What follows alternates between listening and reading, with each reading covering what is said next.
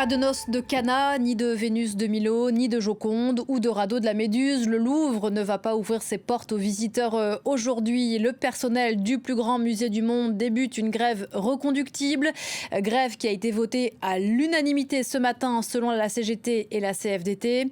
Dernier épisode, bonjour Olivier Bizot, d'une série noire qui semble ne plus en finir pour l'institution devant laquelle vous êtes. Oui, bonjour. Oui, comme vous pouvez le voir derrière moi, la grève a bien lieu. Elle a été votée à l'unanimité par environ 300 employés à l'Assemblée générale du musée ce matin. Il y a quelques instants, j'ai parlé à un des syndicalistes, Gary, qui exprimait sa frustration. Il m'a dit que la direction leur proposait 8 postes en plus et de transférer 11 postes qui existent déjà vers la sécurité. Mais pour les syndicats, ce n'est pas du tout suffisant.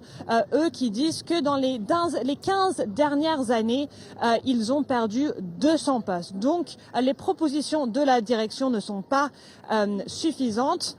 Cette grève tente de dénoncer les conditions de travail qui se sont beaucoup détériorisées ces dernières années. Il dénonce aussi le manque de personnel, de moyens et de sécurité. Il pointe aussi du doigt l'augmentation prévue de 45% pour les visiteurs extra-européens. Ils disent que cette augmentation ne reflète pas la réalité du musée où plusieurs salles sont régulièrement fermées et les bâtiments sont dans un mauvais état. Ces difficultés ont été mises en lumière ces derniers mois avec bien sûr le spectaculaire cambriolage du musée le 19 octobre, puis quelques semaines après la fermeture d'une galerie à cause du mauvais état du bâtiment et encore plus récemment des inondations qui ont endommagé des centaines d'œuvres dans la bibliothèque des antiquités égyptiennes. Tout se joue maintenant dans les négociations avec la direction du musée et avec le ministère de la Culture. Et ces négociations vont déterminer si le Louvre va pouvoir opérer normalement dans les jours, voire les semaines à venir.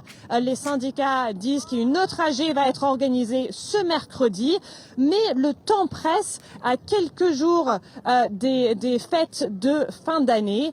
Cette fermeture pourrait donc impacter des millions de visiteurs et de touristes. Olivia Bizot devant le Louvre. Merci beaucoup Olivia.